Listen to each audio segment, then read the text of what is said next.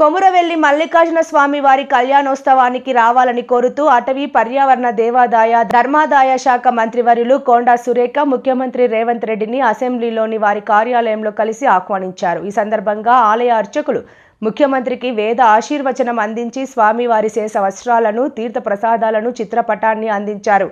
ముఖ్యమంత్రి ప్రధాన సలహాదారు వేం నరేందర్ రెడ్డిని ఆలయ నిర్వాహకులు మల్లన్న కళ్యాణోత్సవానికి ఆహ్వానించారు. అంతకుముందు ఆలయ అధికారులు మంత్రి సురేఖని హైదరాబాద్ జూబ్లీ హిల్స్లోని వారి నివాసంలో కలిసి కొమురవెల్లి మల్లన్న కళ్యాణానికి ఆహ్వానించారు.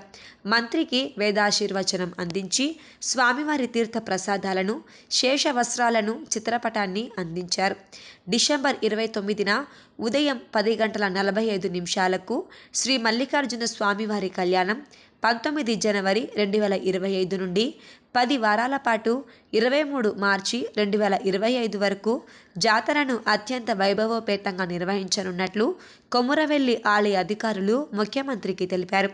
కళ్యాణం, జాతరల సందర్భంగా నిర్వహించే ప్రత్యేక కార్యక్రమాలను అధికారులు సీఎంకు వివరించారు.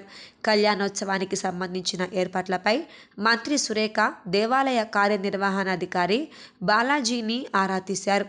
కళ్యాణ వేదికపై ప్రత్యేక దృష్టి పెట్టాలని సూచించారు. స్వామివారి కళ్యాణం, జాతరలకు భారీ సంఖ్యలో భక్తులు వచ్చే నేపథ్యంలో మౌలిక సౌకర్యాల కల్పనను పకడ్బందీగా చేపట్టాలని మంత్రి సురేఖ ఈవోను ఆదేశించారు. ఈ కార్యక్రమంలో జనగామ జిల్లా కాంగ్రెస్ అధ్యక్షులు కొమ్మూరి ప్రతాప్ రెడ్డి, కొమురవెల్లి మల్లన్న ఆలయ ఈవో బాలాజీ, అర్చకులు తదితరులు పాల్గొన్నారు.